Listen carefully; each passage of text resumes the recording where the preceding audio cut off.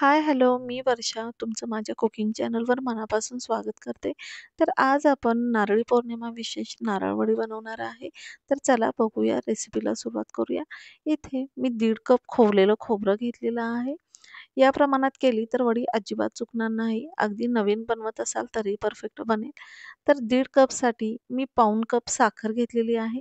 हे दोन्हीही आपल्याला एका पॅनमध्ये किंवा भांड्यात एकत्र घ्यायचं आहे आणि मीडियम टू लो फ्लेमवर हे सतत हलवत शिजवून घ्यायचं आहे. एक 5 ते 6 मिनिटांनी साखर तुम्हाला पूर्ण विरघळलेली दिसेल. या स्टेपला मी यामध्ये एक 2 चमचे दुधाची मलाई घालणार आहे. ही मी घरचीच मलाई वापरलेली आहे. तर तुमच्याकडे नसेल तर तुम्ही क्रीम वापरली तरी चालेल किंवा खवा घातला तरी चालेल किंवा हेही जर नसेल तर अगदी पाव कप दूध घातलं तरी चालेल. पण हे सतत हलवत राहायचं आणि चांगलं शिजवायचं. इथे तुम्ही बघू शकताय आता मिश्रण आपलं चांगलं शिजत आलेलं आहे. तोपर्यंत मी एका ताटामध्ये तुपाचा हात लावून घेतलेला आहे आणि मिश्रणामध्ये थोडीशी वेलची पूड टाकलेली आहे, जेणेकरून त्याला छान स्वाद येईल आपल्या वडीला. तर आता तुम्ही बघू शकताय एक 10 मिनिटानंतर मिश्रण आपलं भांड्याच्या कडा सोडू लागलेलं आहे किंवा पॅनच्या कडा सोडत आहे आणि त्याचा एक गोळा बनत आहे. या स्टेपला आपण गॅस बंद करणार आहे आणि हे मिश्रण तूप लावलेल्या ताटामध्ये काढून घेणार आहे.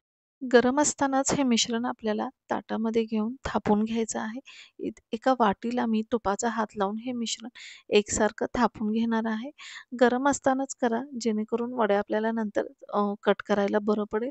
तर आता हे असं एकसारखं थापून घ्यायचं आणि एक 10 ते 20 मिनिटं ह्याला थंड व्हायला ठेवून द्यायचं. एक 20 मिनिटानंतर या आपण चाकूने हव्या त्या आकारात कापून घ्यायचे आहेत. मी इथे चौकोनी आकारात कापलेत.